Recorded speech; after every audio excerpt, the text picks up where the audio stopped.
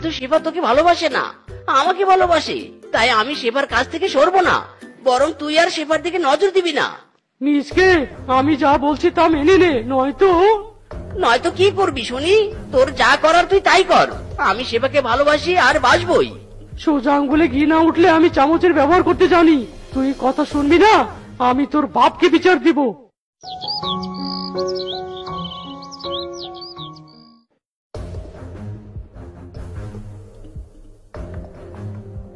কাকা, ও কাকা, বাড়িতে আছো?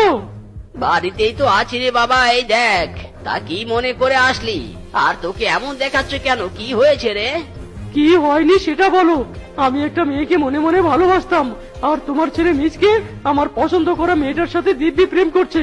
তুমি মিসকে আটকাবে, নয়তো কিন্তু খুব খারাপ হয়ে যাবে। কি শালা হারামজাদা বাড়িতে কোনো কাজ কাম না করে বাইরে প্রেম করে বেড়াচ্ছে। আজ আসুক বাড়িতে, তারপর দেখাবো মজা। ঠিক আছে, আমি আসি তবে। ডার্লিং, আমার বিয়ের জন্য বাড়িতে সম্বন্ধ আসছে। আমি যে তোমাকে ছাড়া কাউকে বিয়ে করবো নি, এটা মা বাবাকে বোঝাতে পারছি নি। তুমি এবার কিছু একটা করো। ইরে মাইরি, তোমার জন্য বাড়িতে সম্বন্ধ আসছে? এ হতেই পারে না। আমি আজকেই তোমাকে বিয়ে করব, চলো আমার সাথে।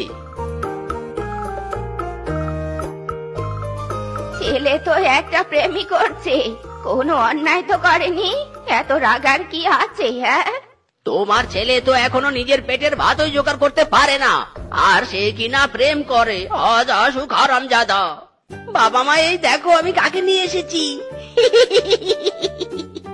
ও মা, বাবা মিচকে, তুই বিয়ে করেছিস? হায় হায়, বউ তো হেবি সুন্দরী। চল বাবা, বৌমাকে নিয়ে ঘরে চল। এই দাঁড়া, তোর এই বিয়েকে আমি মানি না। তোর জায়গা আমার বাড়িতে নেই, তুই এক্ষুনি বাড়ি থেকে চলে যা। ও কোথাও যাবে নে, বৌমা আর ও এ বাড়িতেই থাকবে।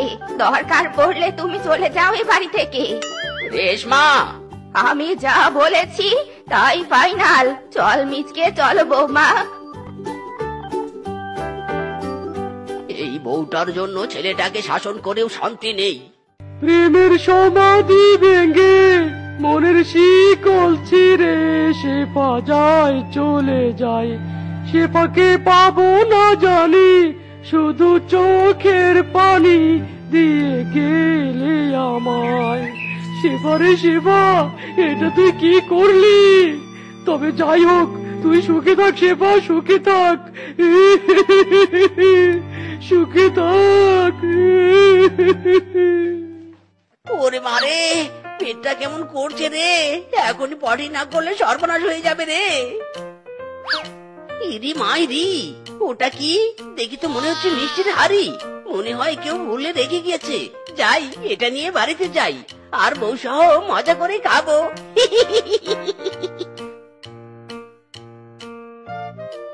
বউ, এই দেখো দেখো, তোমার জন্য মিষ্টি এনেছি। তাই?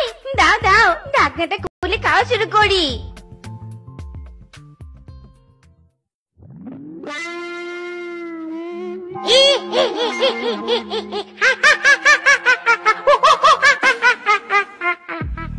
ইরি মাইরি, এটা কি রে? ওরে বাবা রে, স্বামী, এটা কি? তুমি না বলেছিলে এখানে মিষ্টি আছে? তাহলে এ কে? জানি না বউ, জানি না, কিচ্ছু জানি না। আমি এই হাড়িটা জঙ্গলে পরে পেয়েছি। মাইরি,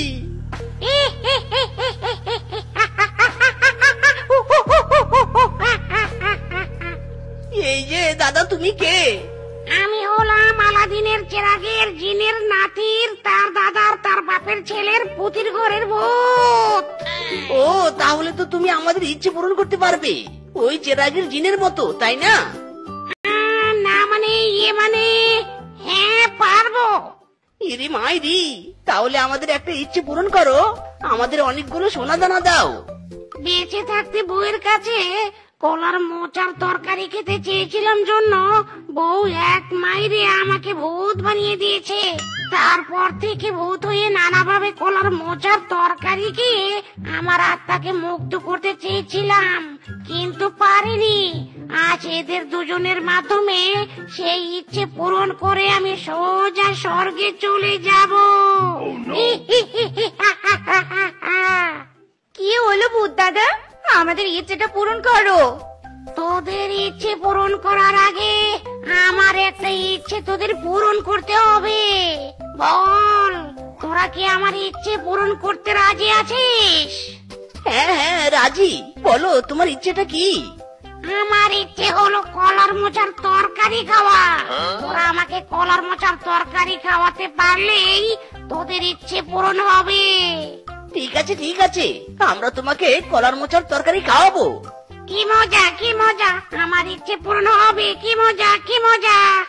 ইদি মাইরি, সারা বনে কলা গাছ আছে কিন্তু কলার মোচা নেই।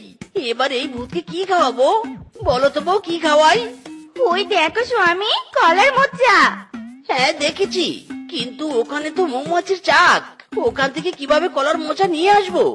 কিভাবে আবার? রাতের বেলা মৌমাছিদের হাত থেকে কলার মোচা চুরি করে নিয়ে আসবে।